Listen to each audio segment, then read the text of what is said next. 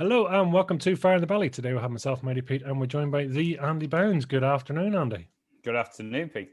Awesome. Listen, thank you so much for coming on. Been looking forward to this. So, Andy, give us a bit of a background. Who are you? What are you doing? Where are you from? So I help my customers to sell more and communicate better.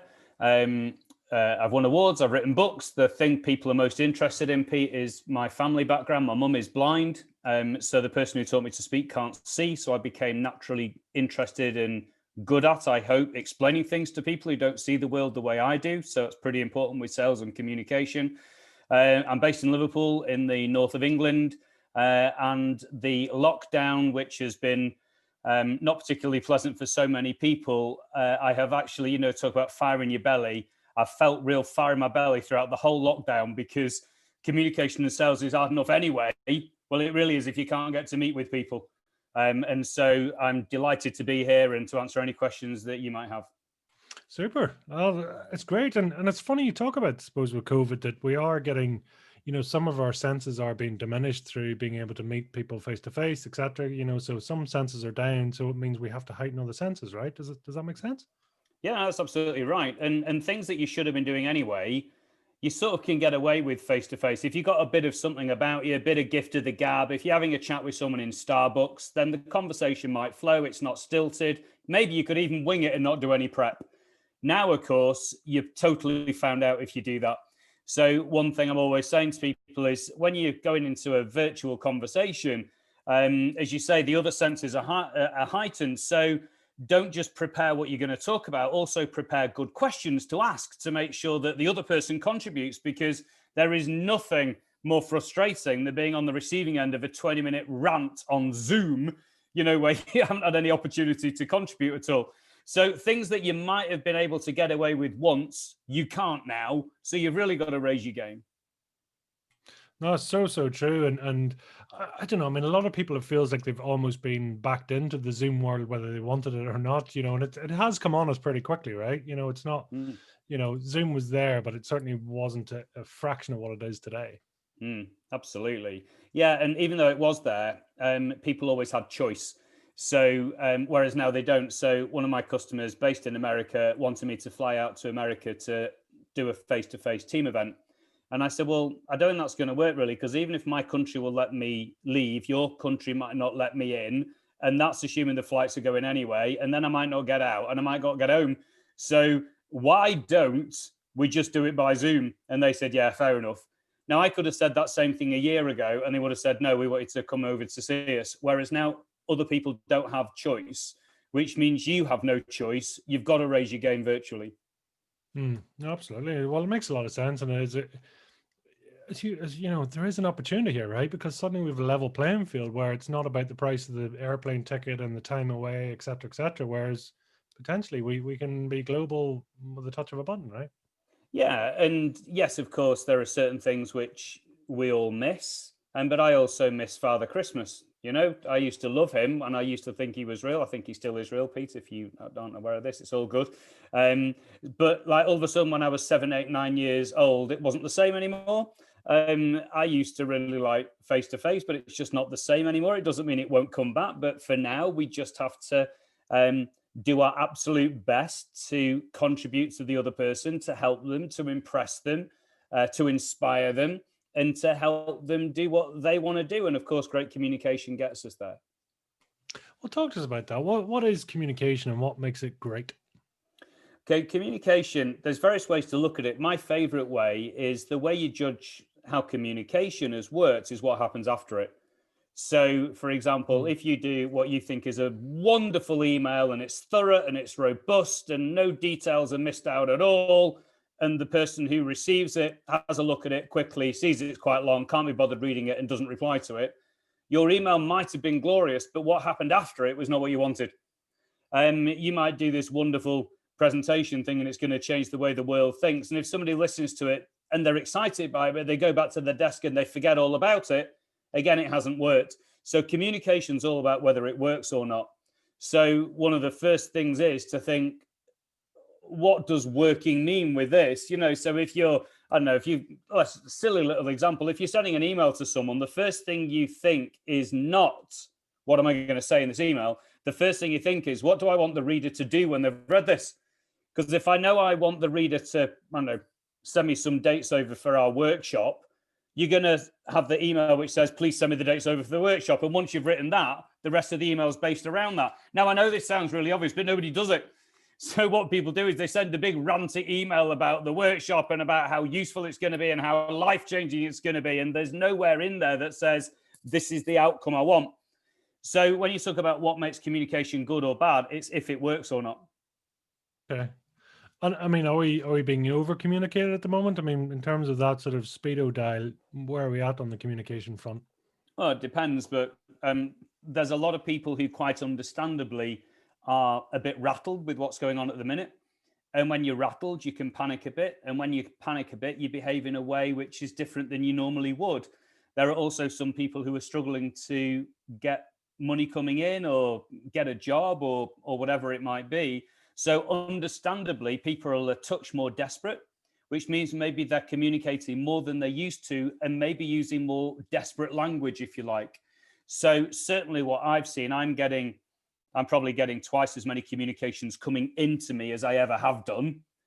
But most of those extra ones are a bit of white noise, really. It's just people sort of spraying communication around and hoping they happen to hit somebody. It's not particularly targeted or relevant or, dare I say, interesting. So yeah, there's too much of it at the minute, I would suggest. So, I mean, give us the overview in terms of communication and so you've got all the, I mean, suppose post, I don't know if anyone still sends letters these days, but your post, your emails, your phone calls, your voicemails, your WhatsApp, your sort of all your social media messages. I mean, when you say communication, is it those forms? Yeah, all of them. Yeah, all of them. So the thing that matters more than anything else whenever you communicate is your audience. I mean, that's the thing I learned from my mum at the earliest age. I could explain something, what I thought was really well, but if she didn't understand it, it meant the blind person was missing out. And I remember someone explaining something to my mum. I must have been 7 or 8, Pete. And this guy was trying to explain it to mum. And she didn't quite get it. And this guy was a bit embarrassed about it. And he showed his embarrassment by being a bit almost cross with my mum and a bit abrupt with her. And so as a 7, 8-year-old boy, I was a bit defensive about my mum. And she was a bit embarrassed as well because she knew this guy was trying to be nice. And I remember thinking, because obviously I knew how to communicate with mum because I was used to talking to a blind person. I remember thinking about this guy, oh, if you just had said it this way, both you and my mum would have been happy. And that is very much what adult communication's like now. Oh, if you just had said things that way, both you and them would have been okay. So whether it's text or WhatsApp or email or whatever, you've got to say it in a way the other person will like. So use the channel they'll like, use messaging they'll like, be empathetic, be nice, and all that sort of stuff. And if you just say things a certain way, both you and they are happy. It's important that it's not just for them because you might miss out. And it can't just be what you think because they might be bored. You've both got to be happy. And if you are, both good things should happen. And I have interest, I mean, communication to, say, your mother, a blind person, should that be the same to any person? I mean, should communication all be at that standard in your view? Well, the other person is often blind to the world from your point of view. So it's like the salesperson that goes in, they're trying to impress the customer, and maybe they start off with some slide that says, our company was founded in 1922, and here's a map of all our offices. And from the salesperson's side, they think they're being, look how big we are, look how safe we are, look how robust we are. The world is changing out there, but we've been around for a long time. But on the receiving end of it, the customer thinks, why are you telling me how old you are? Why are you telling me where all your offices are in the world? I'm just based in Liverpool. Why are you even telling me this? And so what's happening here is they're not showing enough empathy. They're doing what they did last week instead of what the other person wants. So the thing to look for all the time is how can you frame what you want to say in a way that the other person really loves? And when you talk about fire in your belly, that's my fire in my belly. It's just, I'm just like the 7-year-old boy who thought, if you just had said that, both you and my mum would have been happy. Makes a lot of sense. I mean, just while you're on it, I suppose, what does fire in the belly mean to you then? Is it that communication, that method? It's all that, it's making sure communication works for everyone. So I passionately hate, almost to the point of violence, really selfish communication. So sometimes, I don't know, like there'll be a team update in corporate land, and the boss will send out a massive PowerPoint 5 minutes before the meeting starts and says, have a read of this for the pre-work. And then they'll kick off when someone hasn't read it. And then there'll be an hour-long update meeting, most of which is boring, and most of which is the boss just talking through the slides that they've just sent. I just hate that. So I've got this real fire in the belly just for fixing it. I mean, what it comes from, Pittman, I mentioned about mum and so on, but I remember going to a presentation by a bank about 20 years ago. So I used to be an accountant like many, many years ago. And so I went to this finance update thing by this bank. I was about halfway through and I was thinking, why is this so boring? You know, you paid a lot of money to hire this room. You paid a lot of money to get us all here. And why haven't you paid a lot of money to make your communication good? I didn't understand it. And I thought maybe it was just them. And then literally 2 or 3 days later, I went to another presentation, coincidentally in the same room that another bank had hired. And it was equally bad.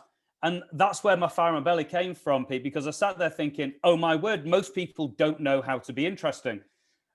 Most people are wasting all this time and all this money that if they just knew how to flip a switch, both them and my mum will be happy. So that's the fire in the belly. It's not a question of trying to manipulate my mum. It's not a question of my mum winning out. The question is, how can we say things that both of my fire comes from? What makes you happy? I mean, what's your communication? Because you talked about other people and you talked about your mother. I mean, what's your sort of passion or fire in the belly then? Well, certainly that is one thing. As far as my job goes, that is it. And I suppose it's very similar outside work as well. I'm very blessed. I've got 4 children. I tend to like most of them at one point in time, but you never know when you've got children. A bit overrated children sometimes. Yeah. So I've got like a beautiful wife, Emma. I've got 4 beautiful children. I've got lots of lovely friends.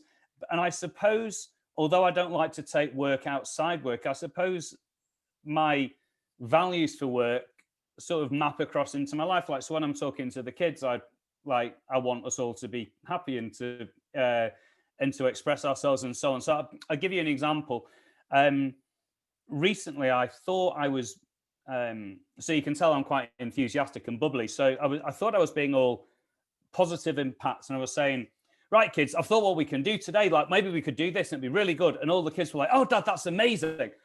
And then I suddenly thought afterwards, I thought quite often I'm the one who's the enthusiastic. What about this? What about this? And it suddenly dawned on me, every strength is a weakness. And I thought, my fire is not everyone follow me. My fire is everyone express themselves. And I realized that by me being quite enthusiastic and positive, in a weird way, I might also almost be stifling the children, suggesting what to do. So then the next time we had a similar conversation today, because I can't think of anything, come up with something. So it was the same excitement, but now I was excitedly asking them a question rather than me excitedly saying something. And I thought, that's the fire in my belly. I want everyone to be contributing. I want everyone to be happy. One of my kids suggested something which was miles better than what I would have thought of. So actually, we ended up with a better outcome anyway. So the fire in the belly, it's whether I'm at home or whether I'm at work, I just want communication to work and for it to benefit everyone. That's so interesting. So I mean, in terms of it's enthusiasm for the vehicle or the process as opposed to actually the content that you're trying to get across, right? Yeah, it's all to do with the outcomes. I mean, when I work with salespeople, I say, the word I want you to remember, if you want to sell more stuff, and a quick tangent here, I work at quite a high level, so I got voted Great Britain Sales Trainer of the Year. I've written books on this. One of my books was kept off Amazon #1 spot by the final Harry Potter book. I've worked in 40 countries. I've done some significant sales stuff. And the most important word with sales always is the word afters. And what I mean by that, Pete, is why the customer's better off afterwards. So if you're selling things and you say, I'm a market leading lawyer, the customer might say, I'm sure you are. But if you say, after working with me, you won't be going to jail, well, now the customer's really interested. And it's like the accountant who says, I'm very good at preparing tax returns. And you go, I'm sure you are. Well, I'll tell you what, after working with me, you ought to pay as much tax. So people never want the thing we are. They want the afters of us. So it's a bit like someone listening to what we're talking about here. I mean, hopefully, I really hope you're enjoying it. I'm enjoying it. I hope everyone listening enjoys it. But really, the ultimate success with this is what happens afterwards. So I just really hope that when people hear this, they get inspired. Maybe the next time they're talking with the kids or the customers or a colleague or something, They just really bust a gut to make sure the other person enjoys the communication. That would be me causing afters, and I love that. So yeah, I like the way you described it there. If you think in terms of afters all the way through, you tend to think what's better afterwards for us and them, and your communication gets you there. Going on then, I suppose, in terms of sitting in the receiving seat, if you like. I mean, what do you see as the difference between listening and hearing then? So if you're taking on whatever's coming at you, what listening, hearing, how do you split them up? Well, you get a lot of people talk about listening and hearing. I mean, the idea is listening, it means it goes in. Hearing, you can hear the radio, but not listen to it, sort of thing. So listening, the difference in my little childish definition is listening is it's gone in your head, and hearing is it might not have done. But when people talk about active listening, it's a bit like listening to what? So like I said before, whenever you're preparing communications verbally, one of the most important things you can do, particularly in lockdown world, is to prepare really good questions. Because if you prepare really good questions, they will give you really good answers, and that gives you something to listen to. So if I just said to you, Pete, next conversation, go and listen, you'll probably say, well, I've already thought of that, Andy. But if I say, Pete, you know you're supposed to listen, the best thing is if you've got something really good to listen to. So let's come up with a couple of great questions that you can ask. Because then if you ask great questions, their answers are really worth listening to. So an example, one of my customers who works in insurance, so already it could be perceived a little boring by some people they're speaking to. They were doing a sales presentation, and they had on this sales presentation, they had a slide that said, what did it say? 4 benefits of working with us or something. So I said, what questions are you going to ask? And they just looked at me and said, what do you mean? I said, well, let's think of some really good questions, because if you say, look at our 4 benefits, they'll go, I'm looking, and there's nothing to listen to. There's nothing to hear. So you've got to ask questions to have something to listen to. So we came up with lots of questions for them, and I coached them how to ask them and so on. And so when they did their sales presentation, this slide came up and they said, before we carry on, can we just ask, what do you think about these 4 things we've written on the slide? Now that I would think is quite a good question. And the customer said, oh, we quite like them. And then they did the follow-up question, and which do you think's most powerful? And the customer said, well, probably number 3. And they said, oh, could you help me understand? Why'd you say number 3? Oh, because of this. So is this something you think your firm would benefit from then? So what impact might that have on your colleagues then? So is that the sort of thing you were hoping for when we met today, or have you got any concerns? Now, all these things I'm saying are really good questions, Pete, because it means the other person has got some really good answers for you, which gives you something to listen to. So whenever people talk about hearing and listening, I say, yeah, there's a very important difference. And I love the question you asked. But the way to make sure you've got something to listen to is you have to ask good questions, or there might be silence. And that's quite common, isn't it? Where you either get silence or, you get, I suppose, asking the question, maybe not even listening to the answer back, and you're too busy, it's common, human nature, right? Or, well, sorry, it's maybe not common, but people are sort of processing to the next thing or waiting to respond and going, Andy, as soon as you stop talking, I'm going to jump in with this, as opposed to active listening then. Yeah, I heard a really good comment about that. Sometimes people think they're having a conversation, but actually they're just waiting for their turn to speak. And I thought that's a really good way to put it. We've seen things like that. I might say to you, oh, Pete had a nightmare today at work. And you go, yeah, I did. We actually had a fire. And I go, yeah, I had a fire once, but I was all right in the end. And you go, yeah, I was all right.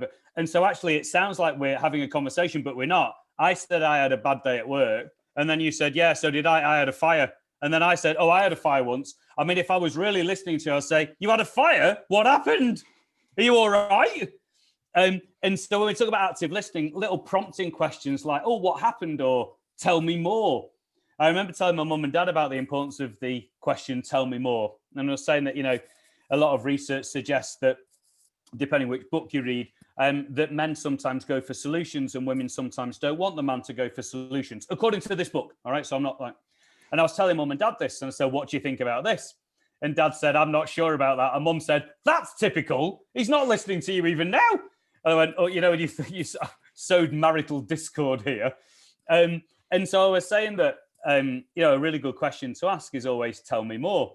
And mum and dad were saying that, if mum ever says, oh, I had a bad day at work today, dad will often offer a solution. And sometimes she just wants to talk about it. And my dad's saying, why do you want to talk about it? I'm giving you a solution. And she goes, I just want to talk about it. What is there to talk about the solution? And so I said to Dad, you've just got to say, tell me more, Dad. That's all you have to say. So Mum, sure enough, 2 or 3 days later, Dad went to pick her up from this charity board she's on and made the monumental mistake of saying, how was your meeting? And she said, oh, it was a nightmare. And Dad followed his training and said, oh, tell me more. And then Mum just spoke for quite a bit. The mistake Dad made was when Mum finished talking, she said, so what do you think about that? And Dad said, while you've been talking, I've driven for 34 miles. So we needed to call him back in and said, Dad, you can't just say, tell me more, and then not listen when she tells you more. So you're so right. You've got to ask good questions. You have to listen to what they say. You have to respond to what they say. And second questions like, tell me more, or why'd you say that? Or could you help me understand what you mean? That's what really good conversationalists do. And when you do that, you do find out more stuff, and it's just a richer conversation and experience for everyone. I mean, just as you're speaking there, I'm sort of thinking, do people actually say what they mean and mean what they say? Communication-wise, is that connected to? Because I'm just thinking of your father there, driving all that time and going, I'm a great listener. I'm ticking all my boxes, and just the final execution was a bit touch and go, Yeah, that's right. So learning's a journey, right? And he wasn't quite there that day. And also, I said to him, when did you start clocking the speedometer, Dad? Because I hope you started listening. So it's an interesting point, that, because we want to be authentic with things like this. So one of the things I had to say to Dad, if you're not going to listen when you say tell me more, you're probably better off just not saying tell me more. And so but the interesting thing is, we behave in a way that we think is appropriate, and sometimes we behave in a way that isn't always authentic to ourselves. So someone listening to this might think, oh, I really ought to say the question, tell me more. That's very good. He's very wise, Andy Bowles. I'm going to say, tell me more forever. But if it doesn't sound like you, it won't sound like you when you say it. So the thing always is, this advice is fine, but you do have to find a way that suits you and fits in with your personality and the personality of the people you're speaking with. That's because I'm just trying to think, I suppose, as people say, whether it's, if you are of the line of thought that women sort of maybe want to talk about their feelings and what's attached to it, as opposed to men are solution mode, sort of, I need a hard answer. It is different, right? Do you ask a different question? I suppose.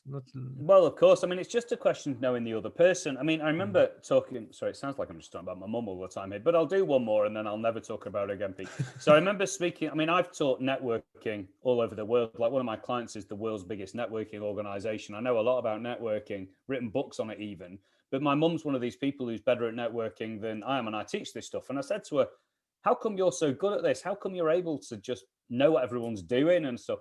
And she said, quite easy, really. I just find out what the other person's interested in, and then I'll talk about that. And I thought, that's not a bad rule, actually. Find out what they're interested in and talk about that. And it's a bit, if I'm... so the other day, someone gave me recommended me to one of their other contacts for a piece of business. I think what corporate people call a referral.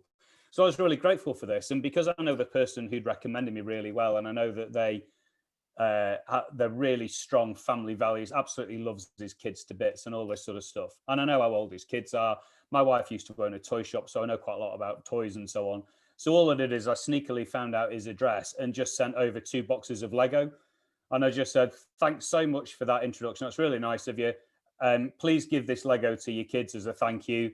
And if you don't want to give it the kids, just do it when they're in bed. Thanks very much.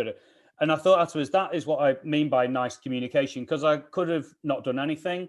I could have just sent a book token or something, but I happen to know what this guy's interested in. So I know what he's interested in. So we talk about that. And I think that's such a key point, isn't it? I think that's so clever that you've not only have you communicated, you've also listened, taken on board. I mean, is there a memory test in there? Because as well, how do you keep track of that, or your memory pegging, or how? Yeah, because your questions are really good. So the way I do this is, my memory is no better or worse than anyone else's. It's probably worse than most people's. But the main difference with memory is, I think there are certain things that are really important. And so it's a bit like if you thought it was really important to So for example, we've recently got a new puppy. So it's really important for our family that we don't run out of poo bags. So it's not particularly exciting, and it's not particularly something to everyone. But even my 8-year-old is saying, "Dad, we're running out of poo bags," because it's just because we know it's important, even though it's utterly boring. It's just important now. And what you just said then, there are certain things that once you realize they're important, it's quite easy to remember them all the time. I think it's really important to find a connection with the other person. So someone I know quite well, not very well, she had a terrible personal situation about 4 or 5 years ago that her partner just dropped dead, totally unexpectedly. And so when I was talking to her about 6 months ago, and she told me that she'd started dating again, but she felt a bit uncomfortable. Should she do that? Had she left long enough? Was it appropriate? Was she, and all that sort of stuff. And so we just having a bit of a chat about it. And so when I spoke to her recently, I just had a quick chat and said, "Oh, last time I spoke to you, you said you were dating. How's that going for you?" And that's what I mean, because this stuff's important. I don't need to ask very insightful questions. I just need to let her know I've remembered what's important to her. You know, I didn't say, "Where have you been on your dates?" Like, what do you talk about of an evening? I think it's lovely for the other person, whoever it is, to know they're being thought about. Yeah. So if you think this sort of thing's important, I mean, I have seen some people whose memory's even worse than mine, I think. What they do is they have a little 2-column table. They get a table. Say they've got 10 important contacts. Left-hand column, they list the name of their 10 important contacts. And right-hand column, they list their contacts' number one priority, like family, Lego, dating, football, whatever it is. And almost every single time they speak to them, they say, "Oh, while I'm on, did you watch the game at the weekend?" And in some ways, it's almost a bit, if you watch them do it, you could almost think it's contrived, but the other person doesn't know that's happening. The other person just knows that, "Oh, he's dead nice, Andy. Every time he rings, he's always asking about my team. He's always asking about my kids." So if you need a 2-column table, rock one up. If you think you'll remember anyway, just try and remember anyway. But remember, other people love it when you remember what's important to them. So do whatever mechanism you need so you can help facilitate that. The problem is now I'm not going to forget you for poo bags. Yeah, that's the other. Isn't he the bald guy with the blind mum? I can't remember something about poo or something. It's like, yeah, be careful. Yeah, I might have used a different story if I thought that through, actually. No, let's go. I love it there. Talk to us about Mini Andy. About money? Mini. Small Andy. Small Andy. So small Andy, he had a bit more hair than me. But when he was 18, it fell out. So let me just think. Mini Andy. Mini, I was quite a happy little soul, really. I was not in any way what you'd call cool. I mean, it doesn't help. Like, what do you want to be when you're a kid? You want to be good at football. And so going blind in the left eye like I did wasn't very good because I couldn't judge 3D anymore. So sometimes I'd do this brilliant diving swan header and then the ball would come past about 5 seconds later. So when you're young, you want to be good at football. And I wasn't. I was okay at football until I lost my sight in one eye. When I was 17, what do you want to be able to do? You want to be able to drive around and everything. And I couldn't do that because I couldn't see far enough to drive. So I had my challenges to overcome, like everyone has their challenges to overcome. Mine are no worse than anybody else's. In fact, probably better than most people's. But it wasn't particularly easy, those things. But overall, I was pretty happy, pretty well adjusted, and not cool. So I had a period of about 6 months wishing I was cool. But for the other 17 and a half of my 18 years, I was really not bothered about that sort of thing at all. Went to university. I did quite a lot of amateur dramatics. So I could sing a bit, not very well, but enough that I got a couple of leads in a couple of plays and stuff. So, I mean, I quite like doing that. I was in a couple of bands, and I've just always been quite, I get bored very easily. And so I'm always looking for things to do. So even as a child, I was thinking, why does that work? Why does that do that? Why does that do that? So probably quite irritating, I would imagine, as a child. What was your go-to on the singing then? Well, it was just that when I was at, mum and dad are both very musical. You know, dad used to play the organ in church, and you know, he always used to say mum was better at the piano than he was, and you know, and all that sort of stuff. So they were both very musical, and I just picked up some of that. I think it was quite funny because the parts I used to have were like because I could sing very high. So if there was a high tenor part, I would often get the high tenor part, and often in the musicals I was in, that often would be the romantic lead part. So I often got these romantic lead parts just because I could sing high, not because I was very good. So I used to think that was quite cool. I used to sort of quite enjoy that. And I had a couple of lessons, but not really. So music was really good. I used to like doing things like that. So I used to like doing music, and I used to like watching sport.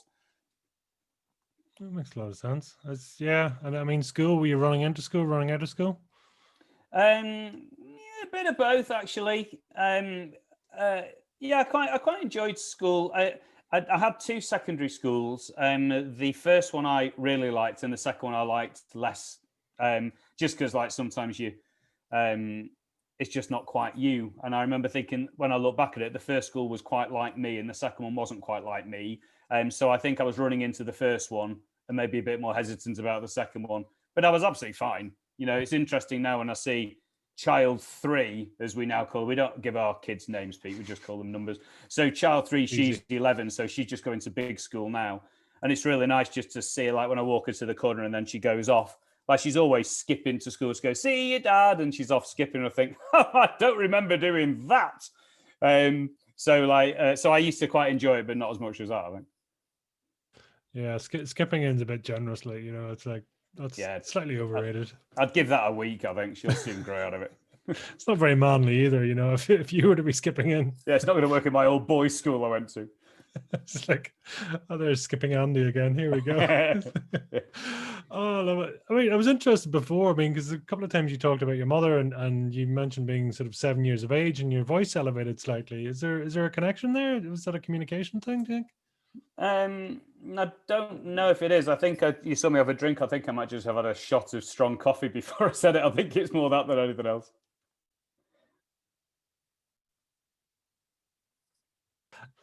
Yeah, so I mean, in terms of then, I suppose it's always understanding communication through all that, and I mean, were you consciously aware? Has your mother been blind from birth for you? So she went blind when she was 8. We have a thing called Stickler's syndrome. So one of the symptoms that can happen is your retinas can detach between the age of about 5 and 10. So I always think I'm really lucky that I can see it all. So my one good eye, my prescription, that's -14. And to put that in context for people listening, anything worse than -10 is pretty rarely bad. So mine's -14. So it's really pathetically bad, and that's my good eye. So what happens is with Stickler syndrome, if the retina goes, it's often between the age of 5 and 10. So I was lucky that one of mine went and the other one didn't, whereas both the mums did. 3 of our 4 kids have got Sticklers, so they now can do preventative surgery. It's like the wonders of modern medicine, So 2 or 3 generations ago, she lost her sight. 2 generations was me. I sort of nearly did. And now the kids should be fine. I think it's interesting. It has a big impact on me. But say my dad, he used to work in local government. He was chief executive of Liverpool City Council. He became chief executive of his first place. He was like at a really young age, like late 30s and so on. Like a very successful man, like quite brilliant in his own way. And so I just used to find them really inspiring. That just when you talk about where does this fire come from, like very often I'll ring them and I'll speak to them at the weekend, and I'll find they're both doing something which a lot of people would think was quite nerdy. And like Dad was reading some latest report about the local church council in his area or something, and I said to him, "Is that interesting, Dad, to you?" And he said, "Well, quite." He said, "But also I think it's important to keep your brain active, so I like looking at different things, and and I'm like that." So for example, when all this lockdown stuff happened, like when it first happened, a lot of people were saying it was a really good idea. So the first thing I did is I did a bit of searching around to find somebody eloquent who thought it wasn't a good idea, just to make sure I could see both sides of the argument. Yeah. And it wasn't that I agreed or disagreed, but I always want to hear the other side. Remember one of our business coaches, the very first one, a brilliant man called Humphrey Claxton. He was talking with Emma, my wife, and Emma said, "Oh, we've got a really good PA for Andy." And Humphrey said, okay, so what is unimpressive about her? And Em said, no, I just said she's really good, this PA. And he goes, no, I'm asking what's unimpressive about her. You have to be able to see both sides of everything. And I thought that was a really good life lesson, actually. So I think that maybe the natural thing I get from mum and dad is obviously part of it, but I just always think you should be able to see both sides of things. So like, it's great to read up stuff on this lockdown. Should we do it? Should we not? Read out what other countries are doing. Like New Zealand, it's worked pretty well there. So read out what they're doing. And I just am passionately, nerdily, geekily interested in other people's views on the same thing. And I guess I get that from both mum and dad. Makes sense. I mean, is that, I mean, well, how do you sift through that then to make sure you're getting fact and you don't sort of pick up opinion? Fake news. Yeah, so I mean, it's just a question of reading and so on, and then taking your own views on these things. There's I heard once, I don't know if it's true, there's an old Chinese proverb, this famous thing. If you say old Chinese proverb, you can rock out any sentence afterwards. Go, there's an old Chinese proverb that says there is no universal truth, there's just perspective. And whether that's right or not, or whether it is a Chinese proverb or not, I think it should be one. And I once heard someone much cleverer than me describe life a bit like a beach ball. So if you imagine a beach ball floating between us with 6 different colors on it, from your side of the beach ball, you can only see 3 colors. You think the beach ball is red, white, and blue. I think it's yellow, green, and orange because that's the 3 things I can see. It's the same beach ball, just depends where you're looking at it from. Yeah, well, replace the word beach ball with email, conversation, sales pitch, chat with your kids, and all that sort of stuff. And life is basically one big beach ball. Should we do a lockdown or not? Depends where you're looking at it from. And so it's a good idea just to see what other people think, and then you can take your own judgment on it. I'm kind of tired, you know, as you speak there, it's, you know, I suppose the question for me that keeps running back is going, you know, can a disability create a super ability? You know, and I suppose as you say that, you know, when, you know, you take away one sense, you get a heightened other sense, but on that, then you can potentially understand all the additional nuances. As opposed, someone might go, well, you know, they can offset the nuance because they trigger another sense or whatever. They don't just overlook the details, right? Does that make any sense? It does. So, yeah, it's a great way to put it. And I mean, I'd love to call it a superpower because that would make me sound cool. I'm not quite sure. Oh, all right. So it's my superpower. So I think certainly one thing it's given me is an obsession with the other person, whoever you're speaking to, doesn't see the world the way you do. So, and you're going to have to make allowances to make sure you can help them do that. And it's really interesting. So, I mean, like, take the example. So, I mean, this is going to date our recording here, but when we think about what's going on in the American election right now, so Trump is behaving in a way that many people might not. But once you know what Trump's like and how he defines life, his behavior makes total sense given what he's like from his side of the beach ball. From my side of the beach ball, I wouldn't behave that way because I'm not him. Yeah. But of course, it's so easy for people to say, he's right, the whole thing's been a fraud, or for people to go, he's wrong, it's typical of him, he's an idiot. But there's no universal truth. Yeah, there's just perspective. Certainly, one of the most emotional, moving things that's ever happened to me is with my first book. I was, and this does answer your question, you might think, why is it talking about this book? I dictated a chapter, and then I sent the file over to Mum, and Mum was, because Mum's touch typist, so she was listening to this, and I said to her, do you mind if I talk about you in the book? And she said, yeah, it's fine, okay, do what you like. And then when she was typing, I always get a bit emotional with this, so I'll try and get through this. So when she was typing, she heard in her ears about how me talking about my relationship with her being so important and why I was passionately interested in communication. And she said as she was typing, she felt very moved because like, I'm used to having my poor sight. She's used to having her blindness. I'd rather be good at football. I'd rather drive. And she'd rather see. But actually, she's got used to it. She's been blind for the best part of 80 years. I've had my eyesight problems for the best part of 40. And she said, as she was listening to this, she thought, I still would rather see, but at least I now realize my blindness has a point, you know, because it's helped my son. And my son helps all these other people. And if I hadn't been blind, he wouldn't have this, and they wouldn't have the help he's given them. So I would still choose to be able to see if I could. But the fact is, I now see there's a purpose to it. And I mean, I find it quite hard to tell that story. And I think I'm a bit like that. Would I choose to be able to see? Yes. But if I didn't have my experiences, I wouldn't be able to do what I do now. And you can tell from my fire in the belly that it is my life's thing. I love it. I helped one bank win the largest deal they've ever had. I've helped somebody get a job of their dreams. I've helped a politician get a really well thought of politician get voted, and that person didn't think they were going to get voted. I've helped people. It's a life-changing thing you can do if you can help people communicate better. And I wouldn't swap any of my super weaknesses or superpowers because they've enabled me to help people in the way I can. I love it. Do you know what really strikes me as you speak? I mean, it's so much more than communication because there's energy and there's passion behind that. I mean, you get across what you say without raising your voice or without putting passion. And that to me is what is a true superpower, because it's kind of going, as you say, you could say it very dry and very factual. You've got the same information per se across, but yet the passion and the energy, you can tell your energy level shoots up, which is fantastic. Yeah, cool. Thank you. That might be the coffee as well. It was quite a strong one, but that's very nice feedback. Thank you.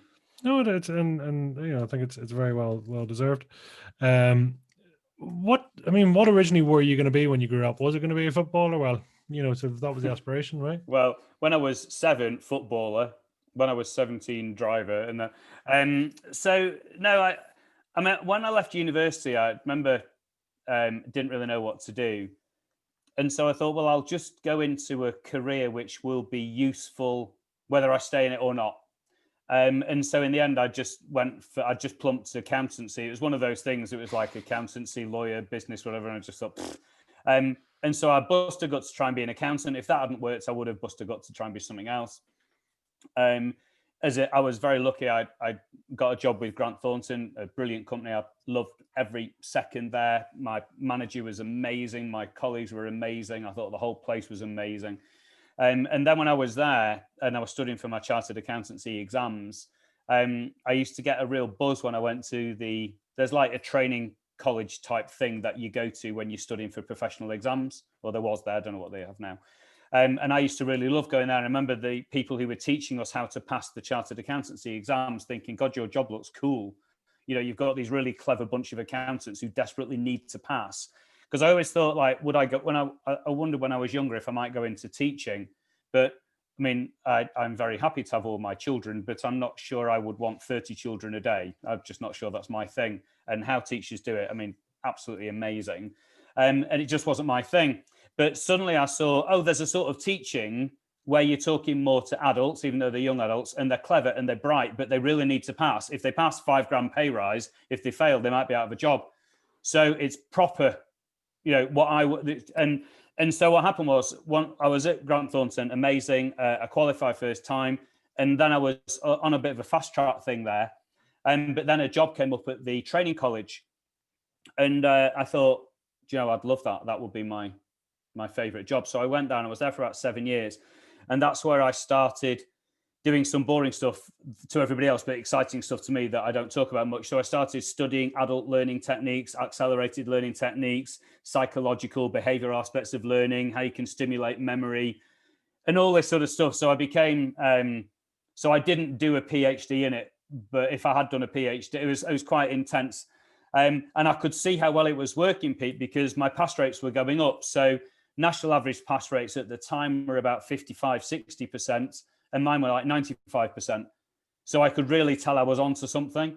So job 1, I was a chartered accountant. Job 2, I taught chartered accountants. And then job 3 is the one I do now. So about 20 years ago, I was just beginning to think, what should I do next? And I went to those 2 presentations by those 2 banks.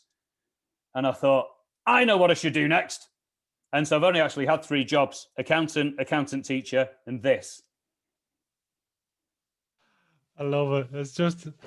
It makes so much sense that it's obviously it's something, and it's great that you're passion led, or you've been led by, something that's meant so much to you, which is great.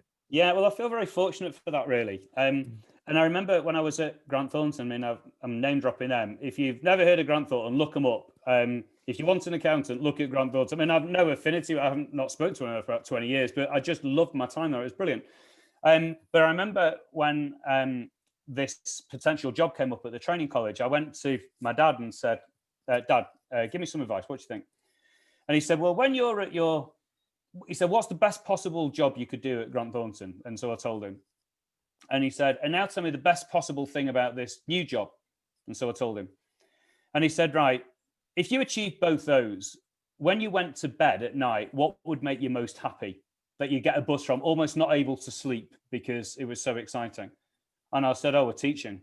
That would be amazing. And he goes, well, that's the job to consider doing then. So if it's not quite as simple as the buzz of someone passing an exam they thought they were going to fail compared to doing a spreadsheet. It's not quite as, but the more I thought about it, I thought that's real passion, that is. And it's good advice that to think like, what would make you feel most complete when you went to bed? Because you might want to start looking over at that. And I found that really useful advice for me. Mm. I'm struck there by the synergy as well of, it's similar to communicating. I mean, that's what an exam is, right? The communicating across your skill set from one to the other. Yeah, and communicating at a time of stress. I think that's where the concept of afters came up with. I meant before, like you don't want a lawyer, you just don't want to go to jail. Because what I found was I could be teaching a group of 40 accountants and they could all think I was cool and we had a good laugh and everyone thought I was amazing. But if 2 months later they failed their exam, that day had been a total waste of time. And so my job was not just to help people understand foreign exchange or whatever it was. My job was to help them understand foreign exchange to such a degree that they could think clearly in the right order. When they were stressed 2 months later, if they got it right, they got a £5,000 pay rise. And if they failed, they lost the job. And so that was where the concepts of all this stuff came up with, because you've got to be able to deliver when it matters. And I am immensely grateful. So the company was bought out soon after I left, nothing to do with me leaving, of course, but the company used to be called ATC. And I have nothing but fond memories of that place, because that absolute focus on, my job is not to teach them foreign exchange. My job is to help them answer a foreign exchange question 2 months away, when they're stressed and when they're nervous. And in some ways, that's my job now. My job isn't to educate people about a sales pitch best practice. It's like to help them deliver properly on the day when the customer's going, well. So true, isn't it? And it is hard to not fill a void with noise. Yeah. I want to be respectful of your time here, Andy, because I know obviously there's you have other appointments. So just a couple of things, really. I mean, for you, you're fire in the belly in one or two words. What does that come out as? I think in all my answers during the previous hour or so, they're all in there somewhere. The stuff is, you've got to be able to add value. I mean, if you like, a very simple thing I teach my customers is think of win-win. Everything's got to be a win-win, because if it's a win-win, they'll keep buying into you and you'll keep trying hard for them. So if you remember to get win-win, they keep buying, you keep trying. And that probably is a pretty good summary of my life. I want everything to be a win-win. And if everything's a win-win, then I've benefited and so have they, and everyone's happy, and that's cool. Quite simple in a way, but that's it. It's a great book title too. I think I might do that. Book 4, we'll do that. Let's get started. Annie, tell us, where can people reach out to you? Give us a shout out on your website. Okay, cool. Thank you. So my name is Andy Bounds. So Bounds is in out of bounds, Bounds. So andybounds.com is the website. I'm on LinkedIn, and I post stuff most days if people want some free advice. I've got some online videos. That's on andyboundsonline.com. But anything, if you type in Andy Bounds, it will come up. There's a very brilliant journalist called Andy Bounds who works for the FT. So if you type in Andy Bounds, you'll get like loads of him and a bit of me. But andybounds.com is the easiest place, and then you can email me through the website if you want to. Cool. And give us a shout out on the book as well. Cool. Will do. 100%. Listen, final message from you there, Andy? No, I've just really enjoyed it. It's really nice to share my stuff. I hope other people are finding it helpful. And if anybody would like to share anything with me about the communications or the fire in their belly, or want to ask me any questions, you know where to find me, and you're very welcome. Open offer anytime. Super. Andy, it's been a pleasure. Thank you so much for your time, and look forward to speaking to you again. Cool. Nice one. Thanks, Pete. Thank you.